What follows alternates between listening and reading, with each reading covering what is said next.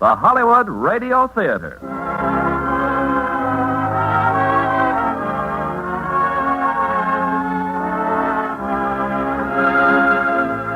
Starring Dan Daly and Deborah Paget in Deadline, USA. Ladies and gentlemen, your producer, Mr. Irving Cummings.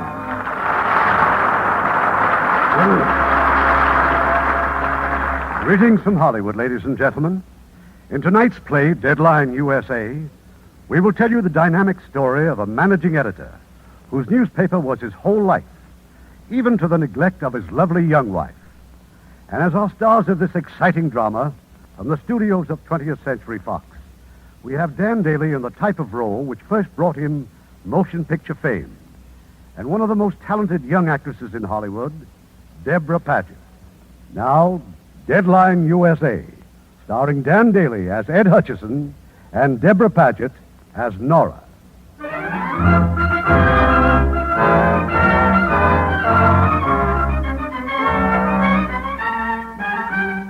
It's early afternoon, a typical afternoon in the busy editorial offices of a daily newspaper.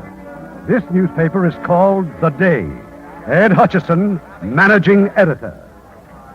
Here it is, Ed. The new tax program is coming in now on all the wire services. Where did this come from? Moffat in Washington. The story will be on page 1 of every newspaper in the country. That's right, including The Day, after it's rewritten. Rewritten? Moffat knows better than this. All this talk about OPS, NAM, ECA. What's all that mean to our readers? What does billions mean to the average man or woman? That's an impossible figure. Break it down so they know what we're talking about. Okay, sure. What's it going to mean to the housewife for groceries? How much more for a car? Television set, $50, $100. Get a new lead for the second edition. Right. Tell Holcomb I want pictures and casualties in the UP flood story. Lead, pay, second section. Now, what's the city desk on that girl he fished out of the river? Well, if you've got a minute, Ed. What about her? Is it murder? It looks like Looks it. like it. Who is she? We don't know yet. Got some pictures of her, though, from the morgue, and that fur coat she was Stay wearing with was the me. porter. Play it down. No pictures. Oh, good. I said no Good-looking pictures. girl. No pictures. Let the standard run the pictures. I'm sorry, Mr. Hutchison, but they've called again from upstairs. They want you at that meeting. I'll be up in a minute. Meeting? Mrs. Garrison, the two charming daughters, and the lawyer. Why isn't the paper making more money? What else could they want me for? Now, where's Burroughs? Coming, Ed. The Rienzi story's fine. Tie it off. You can leave tonight to handle that strike upstate. Well, I'd just as soon stay with the Rienzi story. You're wasting your time, baby. Or not, if we can prove he's guilty. It's not our job to prove he's guilty. We're not detectives. Oh, give me a week. Forget it. Don't you read what you write? The State Crime Commission couldn't prove a thing. All right, I know they couldn't. Rienzi made a monkey out of him. We've had a nice circus, that's all. Television's had a field day. All the papers raised their circulation. Rienzi's lawyers got richer. All I want is a week, Ed. 3 days, huh? Please, I think I gotta leave. All right, Burroughs. But stay out of trouble. Rienzi's plenty tough, and don't you forget it. Okay. Bentley, Yes, sir? hold the calls. I'll be upstairs at the meeting.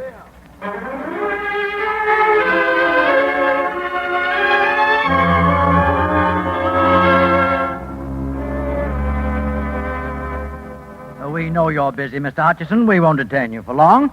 As you can see, this is a most informal little meeting, just you and the ladies. You mean you're leaving, Mr. Crane? Well, no, not exactly. As the family lawyer... Let's tell him and get it over with. Tell me? Why? Well, as we all know, Mr. Garrison drew up a will just prior to his death 11 years ago. In it, he designated as his heirs his 2 daughters and his wife.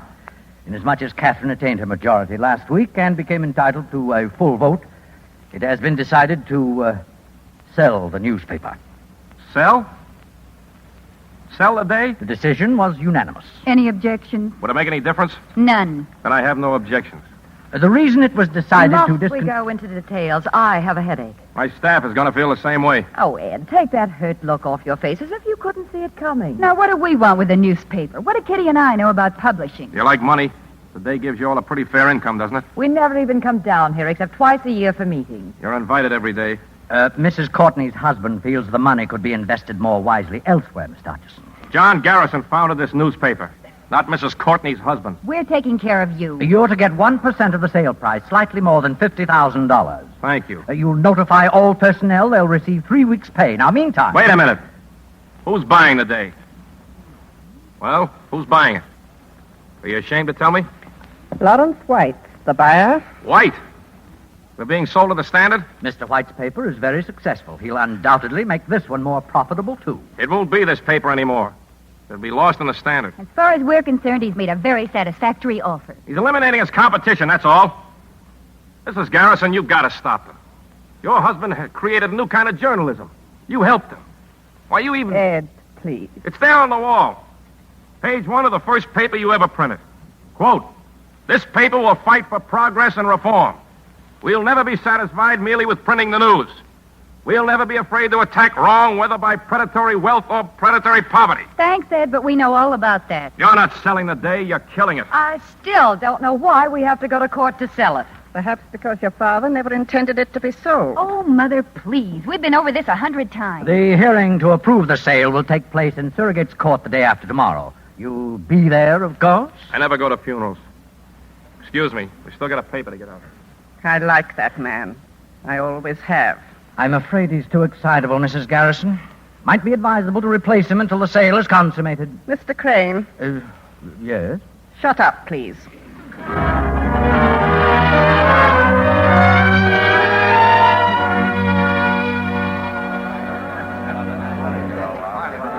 And I know it's hard to believe, but it's the truth. They're selling out. The paper's closing. You've got 3 weeks' pay coming to you. You can quit now, today, and start looking for other jobs, or you can wait for the decision of the court on Thursday.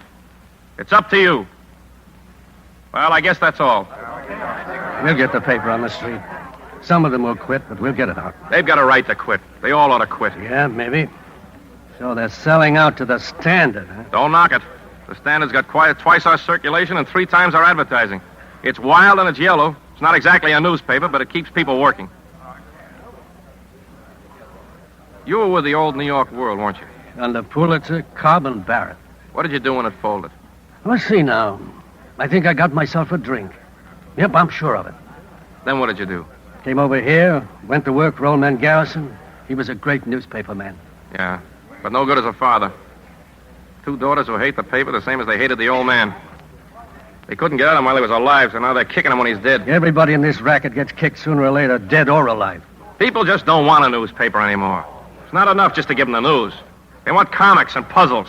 They want horoscopes and tips on the horse races, how to interpret their dreams. If they accidentally stumble on the first page, maybe they'll read what's going on. Maybe they'll even care. But I doubt it. 20 minutes to press time, Ed. Like you said, we'll get the paper out. There'll be a nice, lively wake tonight in O'Brien's bar. Ever been to one? Not for a dead newspaper. Why don't you stop by? Before you know it, lad, you won't be feeling a thing. Not a thing. Thanks, Porter. Yeah, I'd better stop by.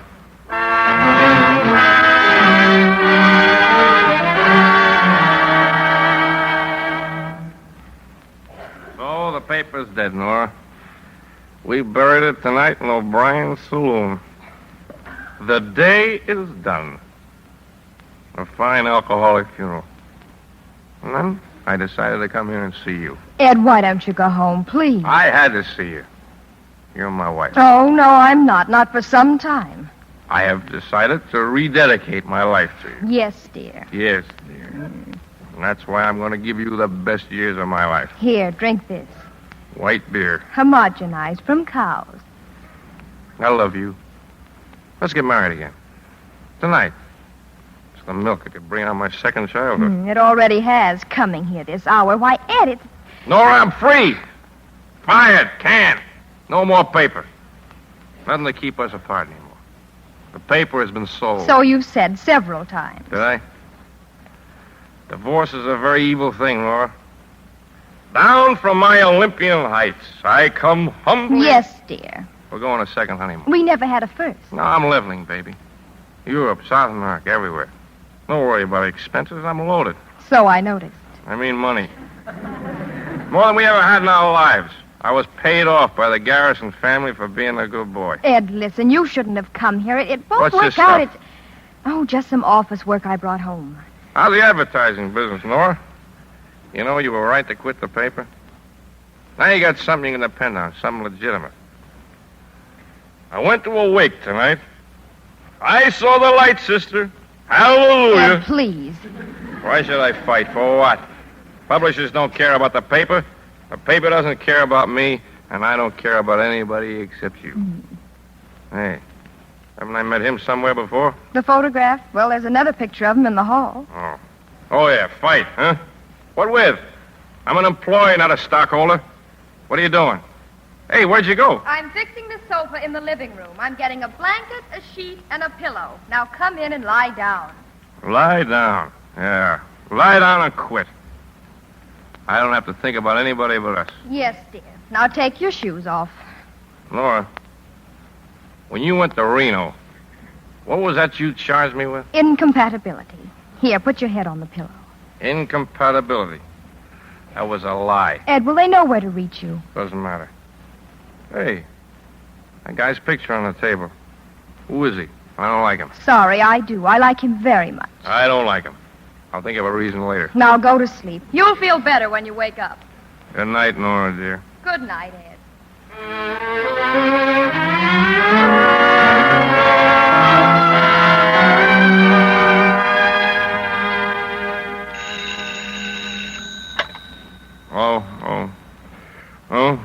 Okay. Okay, go ahead. Burroughs, when did this happen? What time is it now? 6 what? 6:20. Oh, what hospital? Oh, okay, no, I'll go myself. Ed? Oh, good morning, darling. I thought no one knew you were here. Well, where else would I go when I'm in trouble? Slept in my clothes, huh? Ed, now look, it's time we had a talk. Now, baby, I'm in a hurry. That call was urgent. Dinner tonight? Well, why not every night? Alberto's place, okay, 8 o'clock? 8 o'clock, fine. Kiss me goodbye. I was hoping you'd ask me to. I thought you were in a hurry. Oh, yeah. Did I have a pleasant time last night? Yes, dear. I did? Well, what do you know?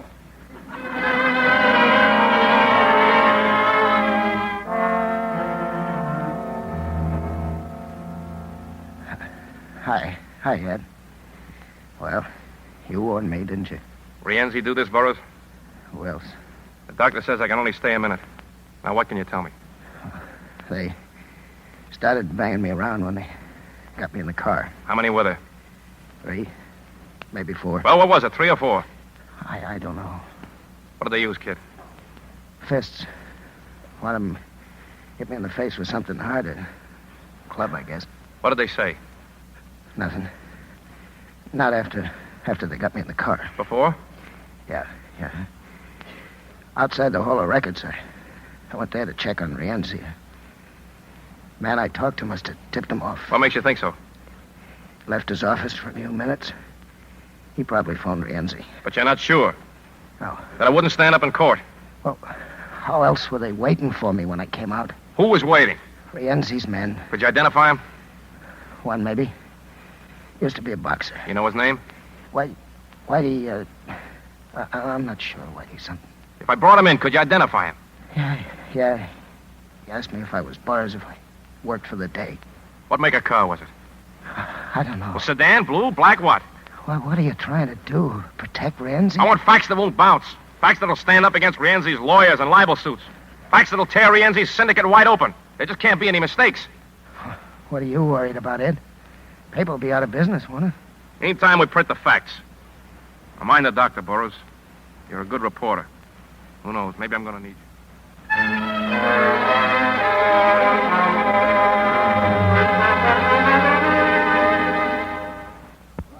You heard me, Porter. Put every man you can spare in the Rienzi story. Picture layout, the works. Where does he get his money? His tie-ups, dates, facts, more facts. The tough thing is to prove them, man. Prove them later. Save anything that saved this newspaper. This is it. Miss Barndollar. Yes, sir. You heard it? You ever hear of Rienzi? Oh, yes, sir. Well, go through the research department of yours and get me a... I've got it right here, Mr. Hutchison. Rienzi Thomas, 51, born Palermo, Sicily, emigrated here in 1914, attended public school, 47, has 2 children by legal wife Gertrude. We're not proposing him for the Chamber of Commerce. We want to convict him of every known crime in the books, all of which he's committed. I want everything. Yes, sir. Where's Mac? Mac! Get your camera. I want pictures of Rienzi, his wife, home, cars, everything. Now, what if he smashes my camera? He's done it before, And get pictures of him doing it. You sent for me, Ed? Yes, I want a cartoon on Rienzi. I want it hard, tough, below the belt. A vulture sucking the life out of a city. You got it? Oh, I can draw anything you want, but a vulture only preys on the dead or dying. Praise, huh? Okay, here's your captain. Let us pray. P-R-E-Y. Hey, Ed, look about those pictures you want. Now, why should I stick my neck out? I want them for the first edition. I get in a jam with Rienzi. Tomorrow the paper falls. Where's that leave me? You're fired. Now, wait a minute. Pay him off, Porter. Get him out of here. Look, why all the excitement? Everybody knows we're washed up. That's your mistake. But I've worked here for 3 years. That's my mistake. Get your voucher. All right, Bentley, get your stenotype and come into my office. Yes, sir. Oh, Dr. Emmanuel's on the phone. I'll be right there. Draw $500 out of my bank and send it over to Burroughs' wife. Dr. Emmanuel's on 2. Hello? No, I'm fine, Doc. I need a favor. Personal friend of mine needs some help. He's at City Hospital. Name is Burroughs. George Burroughs. What? Well, which is more important, Doctor, delivering a lecture in Chicago or saving a man's eyesight? That's right, he may lose his eye. So cancel the lecture, delay it. We weren't too busy to raise funds for your clinic. Well, certainly I'm putting on a personal basis. What's a friend for if not for a favor? Thank you. A real humanitarian. I'm ready with the stenotype. Huh? Oh, page 1 editorial. 10-point type, double column. Byline set off in boldface will be John Garrison. John Garrison? You heard me. Quote, I am dead. I've been dead 11 years. By tomorrow, this newspaper may also be dead. But as long as it lives, the day will continue to report the facts and the meaning of those facts without fear and without distortion. Wait a minute. Cut out and without distortion. Somebody might not know what you mean. Yes, sir. Okay. Now, what are the facts?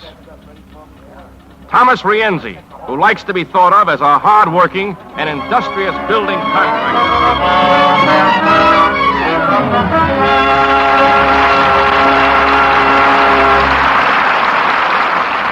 In just a moment, we will continue with Act Two of the Hollywood Radio Theater.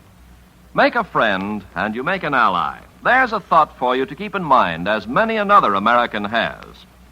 G.J. Watamool, a naturalized United States citizen, has done much to bring the fruits of democracy to his native country, India. As one of Hawaii's most successful merchants, Watamool, with his American wife, established the Watamool Foundation over 15 years ago to bring Indian students to America. The first year, they offered 14 fellowships, paid for the students' passage to the United States and their tuition at a university of the candidate's choice, and gave them $150 a month for 2 years' living expenses. Since the foundation was begun, industries all over America have offered their services to the Watamools in helping Indians learn modern techniques in pediatrics, the control of epidemics, food canning, and the building of machinery. Through the years, the Watamools have expanded their program to sponsor and exchange goodwill ambassadors between the United States and India. We should be especially proud of G.J. Watamool, who, as an American citizen, has proven to peoples of two nations that by helping others, you help your country. Now, our producer, Mr. Cummings. Act Two of Deadline USA, starring Dan Daly as Ed Hutchison and Deborah Paget as Nora.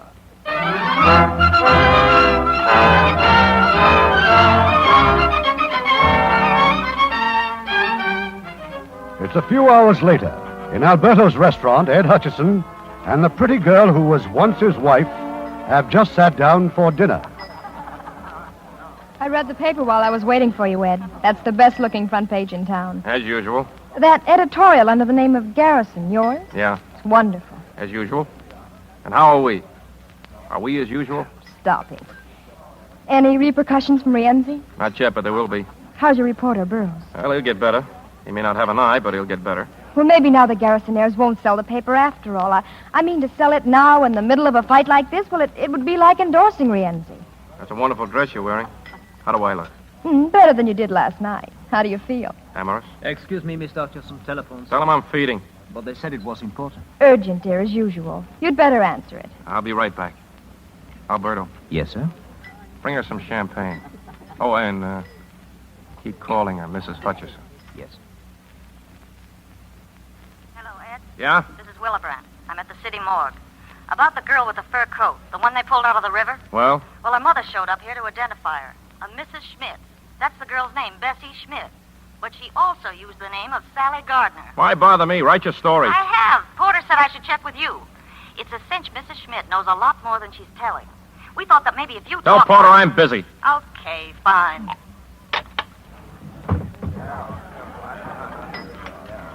It wasn't urgent after all. I can see it in your face. What else can you see in my face? Plenty, so I'd better tell it to you fast and straight.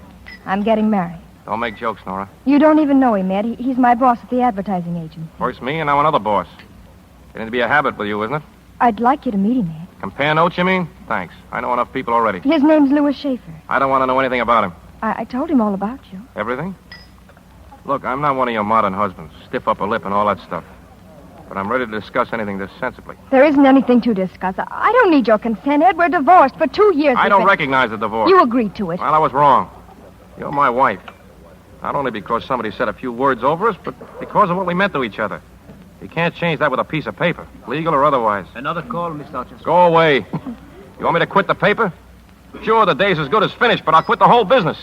I'll get a job doing something else. I don't want you to quit, Ed. It's your whole life, and for you it's right, but, well, I've got a right to a life, too, and you can't give it to me. Can he? Mr. Louis Schaefer? Yes, I think he can. Can you be the same with him as you were with me? Is it that easy? Do you love him? Ed, please. No. No, you don't love him. Not the same way. Maybe love isn't enough to make a marriage work. All I know is that we're... I'm sorry, Mr. Hutchison. It's Mr. Porter. He says if you won't come to the phone, then to come back to the office, sir. You'd better talk to him. Yeah. Sure. About Willebrand's story, Ed. Sally Gardner. But I told her... The story's been pulled by our advertising department. It seems that Sally was once a very good friend of Mr. Andrew Wharton. Wharton's department store? Right. Switch me to advertising. Give me Fenway. I'm in Fenway's office now. Here, talk to him. This is Fenway, Mr. Hutchison. I'm sorry, but it just seemed to me that this was libelous material. I was trying to protect us. Us or you? Or Mr. Wharton? And for how much? Mr. Wharton denies... I don't care what he denies. The girl was murdered. But as a matter of policy, Mr. Hutchison... Policy? Since when has the advertising department dictated our news policy? I didn't do this just on my own. I believe that. You went to Wharton. I talked to Kitty Garrison. It was on her authority. Kitty Garrison hasn't got the authority. Not until I'm off the paper. Or have you arranged for that, too? No, sir. You're slipping, Fenway.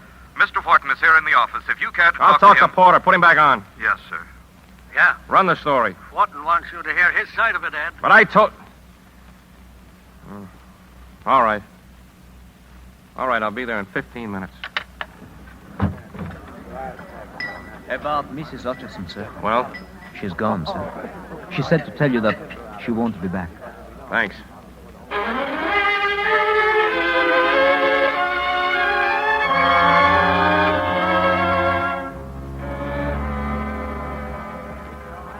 Okay, Mr. Wharton, now what's your side of all this? I'm asking you, please, not to publish that story. Why? Isn't it true? It can't do you much good. It'll ruin me.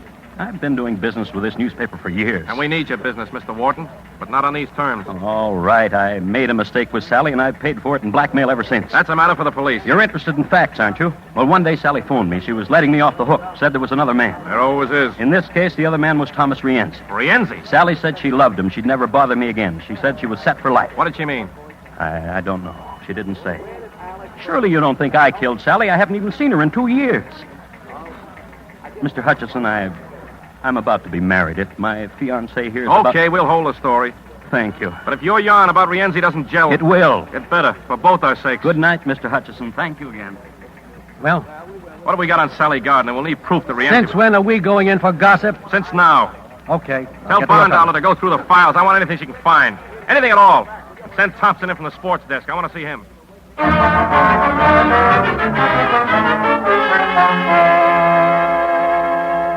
This is real interesting, Ed. Sally and Rienzi, huh? That's right, Thompson. Hey, from this a fella could catch a hole in the head. Yeah, he could. That bother you? Oh, no, not at all.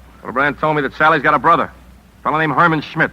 Small-time stuff. He had some kind of a job as a political boxing judge or something. That's right. Her brother, huh? Yeah, get hold of Schmidt, Thompson. Sweat him. We're short on facts and we're awful short on time. Now find Schmidt. Barndollar's waiting to see you. I'll send her in. Thanks. You're next, sweetheart. Read what you got, Miss Barndollar. Make it fast. Sally Gardner and her brother were born here. Mother came from Germany. Father dead. No known criminal record for Sally. No recorded marriages. Yes? Mr. Louis Schaefer to see you. Send him in when Barndollar leaves. You come in too, Bentley. That's all for now, Miss Barndollar. Yes, sir. Mr. Schaefer, come on in. Well, thank you. Happy to meet you, Mr. Hutchison. Coffee, Mr. Schaefer? Sandwich? No, thanks. I know you're busy. How's my wife? That's what I came to see you about. Nor ask you to come here? No, of course not. I thought that we could... Well, look, you're making her very unhappy. Why don't you let her alone, Mr. Hutchison? Her responsibility to you is over. Then what are you doing here? I'm only trying to do what's best for Nora. That's not only ridiculous, but insulting. You're not that much of a prize. Ed, here's a...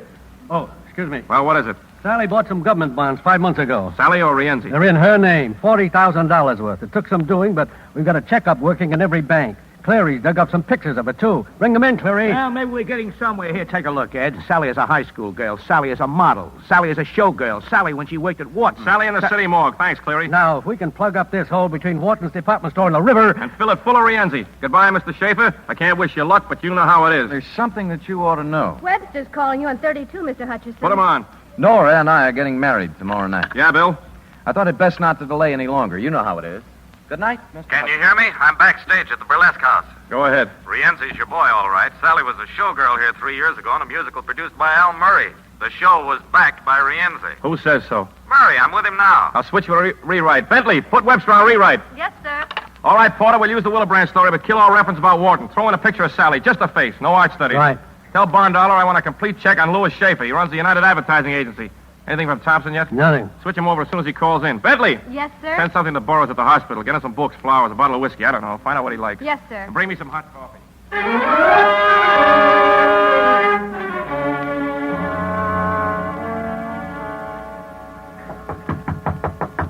Mr. Smith?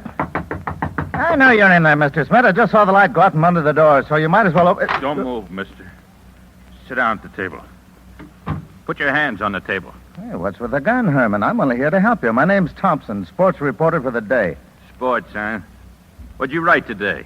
Well, a constant reader. That's fine. I got the paper right here, so what'd you write? The question of televising next season's baseball games was discussed at a heated session of the Hot Stove League yesterday afternoon. Okay. What do you want? Do you mind putting that thing away? How'd you find me? I know a lot of people in the fight game. They owe me favors. I collected a few. All right. Get to it. Why did Rienzi kill your sister? Did he? Then who are you afraid of, Herman? Why this hideout? One room in a crummy tenement. Get out. Well, first, I'd better mention that I've phoned your address to the paper. They know where I am. By next edition, Rienzi will know where you are, too. Maybe so, maybe not. We're your only chance, Herman. Let me take you back to the office. You'll be safe there. If you don't, Rienzi's going to find you. You'll wind up in the morgue next to Sally. You think you know something, huh? I know that as long as Rienzi is free, you're a dead pigeon. But take your time. He won't get his copy of the day with your address until morning. I'll wait while you think it over.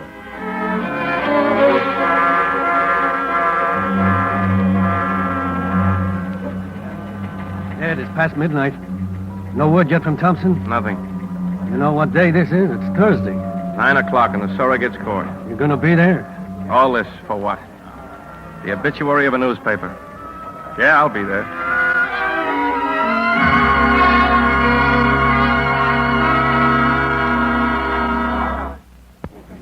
This court has been petitioned to approve the sale of the publication enterprises known as The Day. I have carefully read the last will and testament of the deceased, John Garrison, and I find nothing therein to prevent such a sale. Your Honor. Yes, Mrs. Garrison? Your Honor, I object to the sale of this newspaper to Mr. White. No, but how can you object? But, this request for sale was signed by you, Mrs. Garrison. I've changed my mind. Your Honor, we are completely unprepared for this most embarrassing change of heart. I assure you I had no idea. What about Mrs. Garrison's two daughters?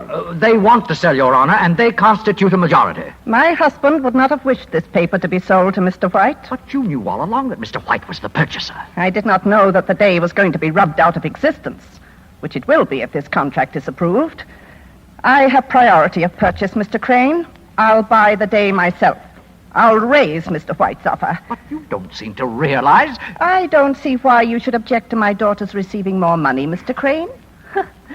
That's what they're selling for, isn't it? You can't do this, Mother. I can, I want to, and I'm going to. What good will it do? You're making us sound like fools. You'll be happy to know that stupidity is not hereditary. You acquired it all by yourselves. What changed your mind about selling? Have you seen today's paper and yesterday's? Loyalty. Loyalty's changed my mind. You haven't got the money to buy the paper. I'll get it. You're crazy. No. Just ashamed. Ashamed of you and ashamed of myself. Now, if you'll keep quiet, I think the judge wants to say something. I shall require time to consider Mrs. Garrison's request. You'll all be notified when this court will reconvene. It now stands adjourned.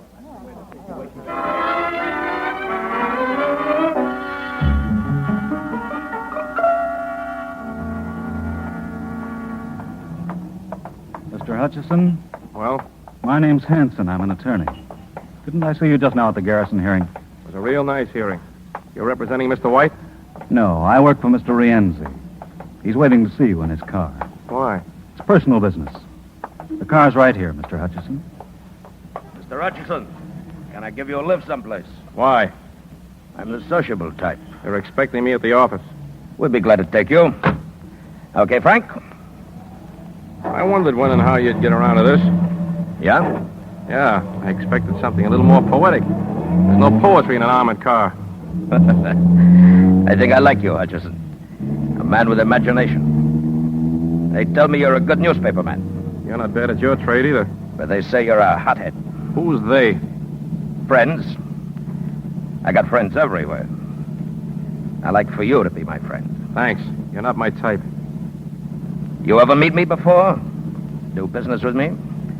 Maybe you got the wrong impression, huh? Now, here's a newspaper, The Day. My family reads the paper. It's not nice what you print. I got a nice family, Mr. Hutchison. Sometime I'd like for you to meet them. There's no point in that unless they're the ones that almost killed Burroughs. Burroughs? Never beat up a reporter, they say. It's like killing a cop, they say. Never drop girls in the river, they say. Not even with fur coats, they say. What have I got to do with reporters? Or girls? I'm in the contracting business. Capone was in the insurance business. You got a sense of humor, friend. Then why don't you laugh? Very funny. Tomorrow's paper will be even funnier. There. That's a Rienzi I like to see. This way you start shooting, friend? What are you supposed to be, a little tin god? You gonna save the world? A hero or something? Know about what you print in the paper. My lawyer says I could sue you for this. Well? What you're doing's been tried before. Nobody could ever make it stick. Then you got nothing to worry about. Oh, that's the office, just down the block. They're on the right, Frank. The gentleman's office. Cops, tax collectors, politicians, they all got an angle. What's yours? Come on, name it. What do you want? I want to see you in prison. Thanks for the lift. Well, I just met the man. Sometimes these things take time. Only maybe I... Hey, wait a minute. Yeah? They're going to the newspaper building, those two guys. Schmidt. That's Schmidt. We've been looking all over for him. Who's with him? I don't know. I never saw him before. Sally's brother walking into a newspaper office, huh? Drive around the block. I gotta make a phone call fast.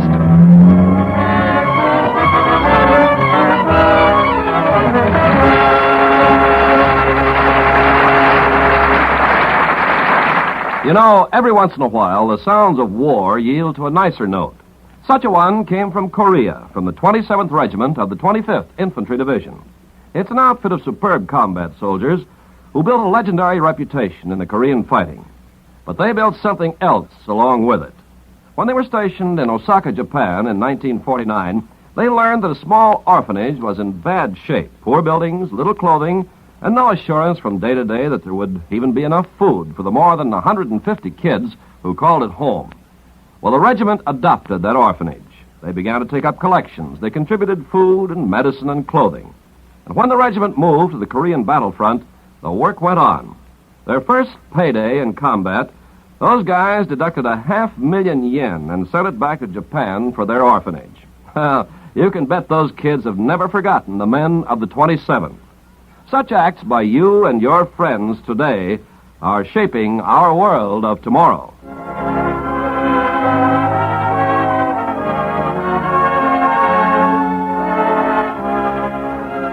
We pause now for station identification.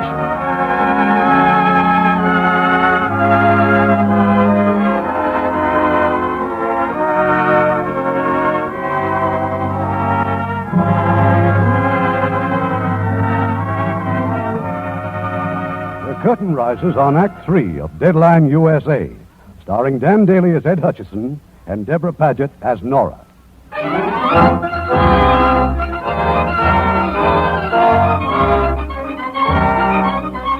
The door of Ed Hutchison's office is closed.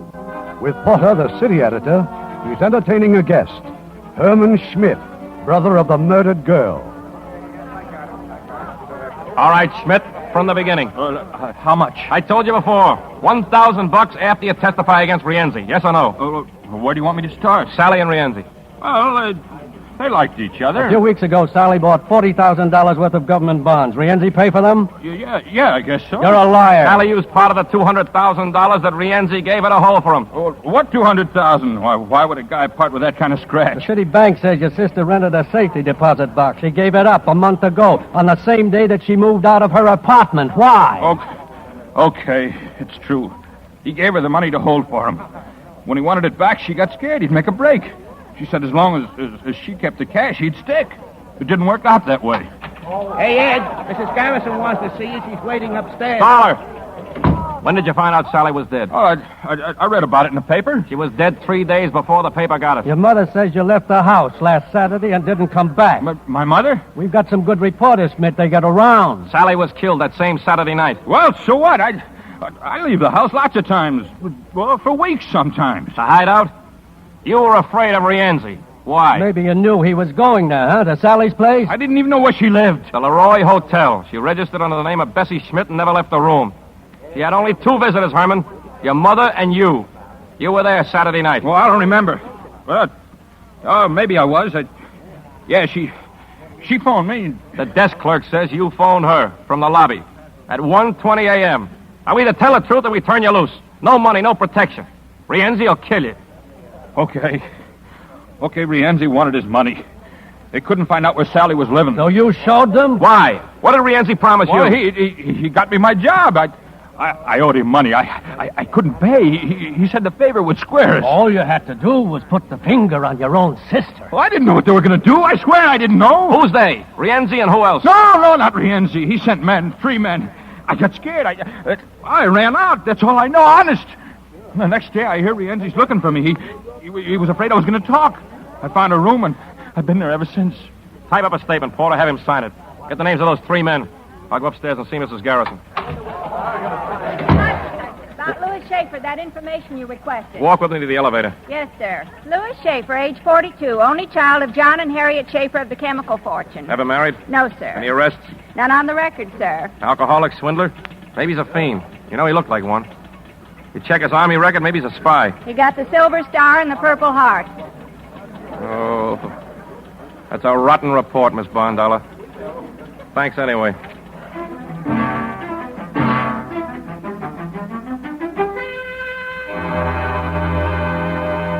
You've been keeping me waiting. I know. 2 things, Ed. First, Rienzi started his libel suit. We were served with papers half an hour ago. Second? Judge McKay is going to hand down his decision tonight at 9. Tonight? How come so soon? Because of the libel suit. Oh, one thing more. That 1% you were promised. Alice and Kitty changed their minds. What took them so long? I've been to the bank, Ed. They're willing to loan me the money if we cut expenses 4%. Think you can do it? I'll do better than that. Yes, go ahead, Porter. He what? What are you talking about? Yes, I'll be right down. No, what? A man was just shot to death in the press room. A man named Herman Schmidt.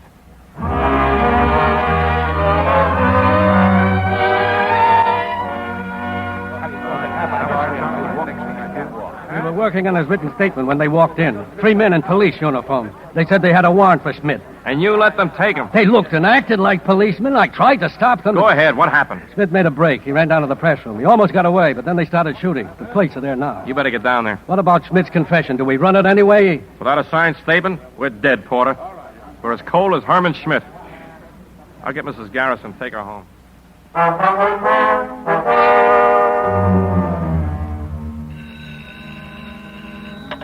Hello? Yeah. For you, Mr. Rienzi. It's Whitey. Now, give it here. Yeah. What? I told you I didn't want anything like that. This is stupid. Stupid! Well, get on here now, all 3 of you. And find Sally's old lady. Bring in Mrs. Schmidt. I want to talk to her.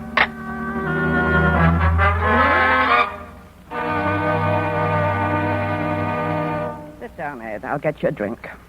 You know, Mrs. Garrison, no paper ever did a better, faster, more thorough job. All we needed was that one bit of evidence, and we had it. We had it as long as Schmidt was alive. I figured if we could get an indictment against Rienzi, they'd let the day stay in business. We're licked, Ed.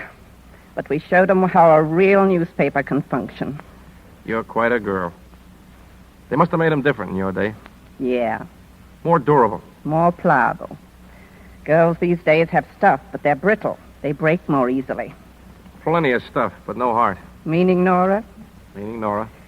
There will now be a respectable silence while we feel sorry for ourselves. Well, she had no right to walk out on me. She's my wife. You wouldn't have a wife if a newspaper had beautiful legs. Sure. But you never walked out on John Garrison. Who said so? You must have had a pretty good reason. The best. A bride always likes to think she's indispensable. But I woke up one morning and he was gone. Back to the paper to do the Lusitania story. I walked out. Yeah, but you came back. 2 days later. He didn't even know I'd been gone. But he loved you. Exceedingly, between editions. Oh, but don't blame Nora. Unless she wants to come back, it won't work. If she stays away... I can look for a newspaper with nice legs. Well, court convenes in exactly 1/2 hour. You going to be there? Maybe. Will you marry me, Mrs. Garrison? Go away, Ed. You're much too old.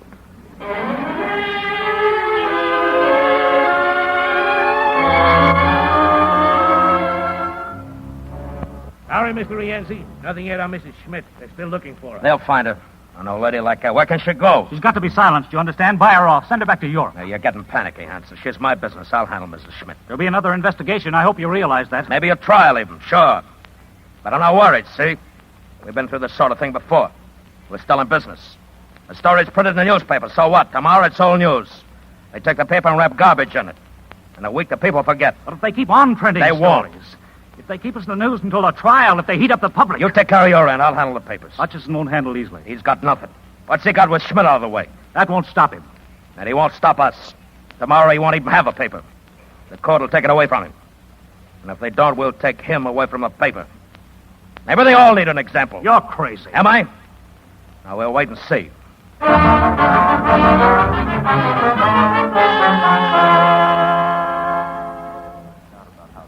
And so the court has arrived at a decision. I can see no reason why the day should not be sold to Mr. White. I will, however, listen to any further evidence or argument. Mrs. Garrison? There's nothing to say, Judge McKay. May I say something, Your Honor? If Your Honor, please. Well, Mr. Crane? Since Mr. Hutchison is not one of the heirs, and since I'm sure he's not here in the interest of Mr. White, whom does he presume then to represent? I represent the paper. Which is not yours in the first place. That's true. But the day is a lot more than a building and furniture and presses. It's people. 1,500 men and women whose skill and experience make a great newspaper possible. We don't own one share of stock, but we, along with the 300,000 people who read this paper, have a vital interest in whether it lives or dies. I suggest this is most irregular, Your So is Honor. the murder of a newspaper. So is some unfinished business called Rienzi. If you read the day, you'd know what I mean. I don't care to discuss Rienzi. This newspaper does.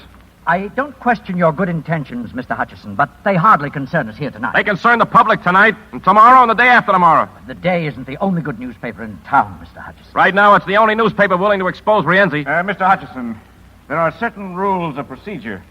We are concerned now only with the legal aspects of the sale.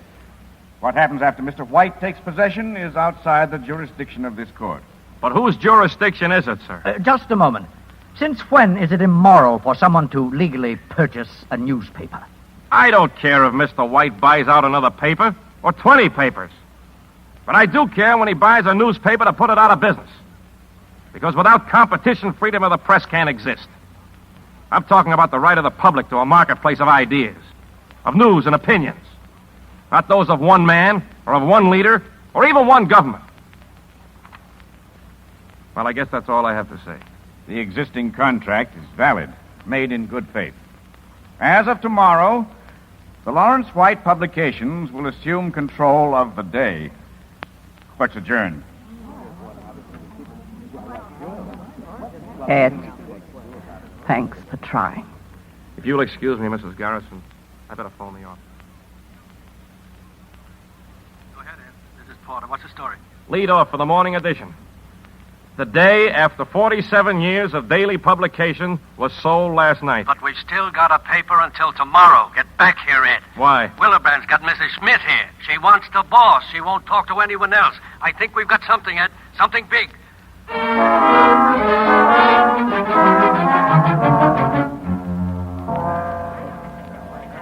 Ed, this is Mrs. Schmidt. She wandered in on her own, looking for you. Here he is, Mrs. Schmidt.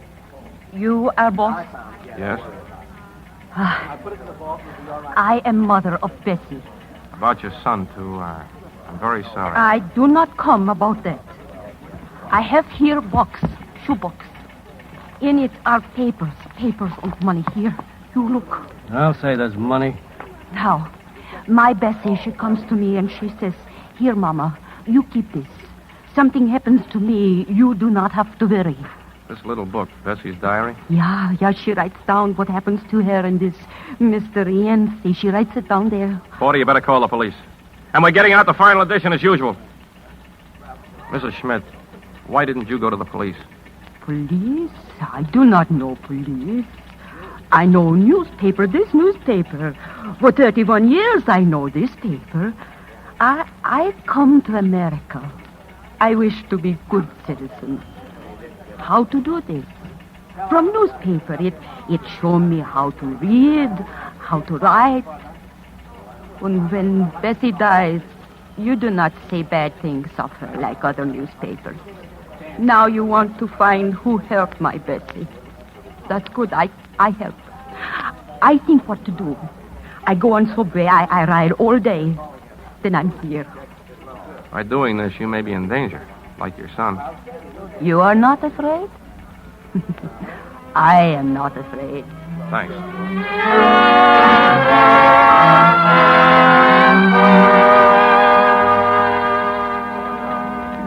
Hello, Porter. Why, Mrs. Hutchison. Or is it Mrs. Schaefer? No, of course not. Where's Ed? In the press room. Has he lost the paper? Yes. What's he going to do? Get out the last edition. And it ought to be quite a paper. We've got proof on Rienzi. Sally's mother. She came to Ed with everything. And then what? He'll look for another job, I guess, like the rest of us. Is it all right if I go down to the press room? Well, I guess you still know where it is. Sure, go ahead.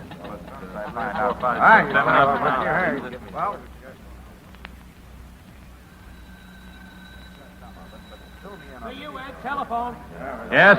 Thomas Rienzi, Mr. Hutchison. He wants to talk to you. I told him you were in the press. Put him on. Hello. Hutchison? Hello, baby. How do you feel? How do I feel? Mrs. Schmidt came in to see you. That's right. There's some loose cash in my office that belongs to you. $160,000. Oh, and there's something else, too. A diary. Sally's diary. So what? Who's going to believe what a dame like that writes to herself? I don't know. Ask your lawyer. There's something else that might interest you. We're accusing you of Sally's murder. Look, before you hang up, friend, here's some advice to you. Don't you press your luck. You're laid off on me. Don't press that story. What's that, an order? If not tonight, then tomorrow. Maybe next week, maybe next year, but sooner or later you catch it. My lawyer's right here with me. He's yelling at me not to talk like this, but I say it anyway. You print that story and you're a dead man. You forget something, Rienzi. It's not just me anymore. You'd have to stop every paper in the country now, and you're not big enough for that job. People like you've tried it before, with bullets, prison, censorship. But as long as even one paper prints the truth, you're finished. I don't want double talk, just an answer, yes or no. What time is it? 10:30. That's when we go to press, 10:30. You want your answer? Listen. Yes or no? It's too late now, Rienzi. You hear that? That's the press, and there's nothing you can do about it. Nothing.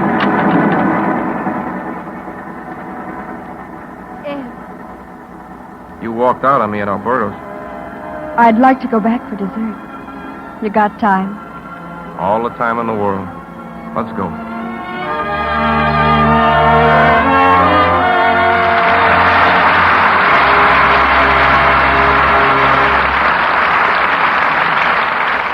In a moment, our stars will return. The occupation of the Japanese city of Yokosuka is a good example of democracy at work. The first thing our troops had to do was clean up their own area. But then they looked at the devastation, the sickness, and the low morale of the people around them, and they set to work.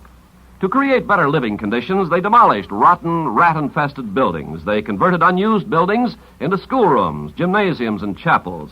And with their own funds, they furnished much of the equipment. For health, they covered the city giving anti-tuberculosis shots, typhoid inoculations, X-ray pictures, and smallpox vaccinations. To raise the spirits of the people, they started boys' clubs, women's clubs, Red Cross groups. The occupation is over now, but the Japanese have had a taste of democracy. They like it. They've seen it work. Such acts by you and your friends today are shaping our world of tomorrow. Now, here's Mr. Cummings with our stars. And here they are for a well-deserved curtain call, Dan Daly and Deborah Paget.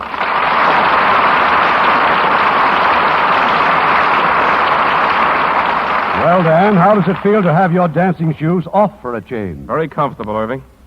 You know, I loaned them to Deborah to go to Norfolk, Virginia.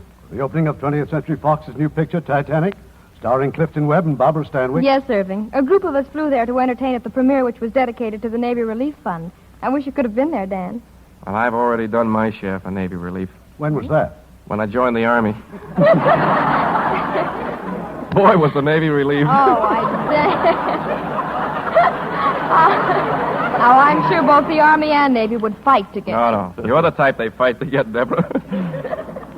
You remind them of the girl next door. I would? Well, if you wouldn't, I would. Because it's my latest picture for 20th Century Fox, co-starring with June Haver. It's called The Girl Next Door. I think you'll both agree that next week's show is just wonderful, because we're going to tell the heartwarming story of one of the most glamorous couples in show business. It's Paramount Pictures' screen hit, Somebody Loves Me. And recreating her original role as the entrancing Blossom Seeley, we'll have Betty Hutton, co-starring with Gene Barry as Benny Field. What a great story that is, Irving. Good night. Good night, and we'll be seeing.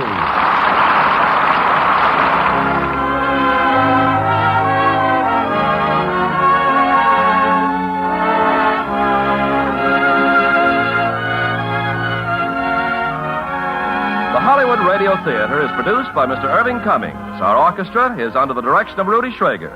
This is Ken Carpenter inviting you to join us next week at this same time for another presentation of the Hollywood Radio Theater.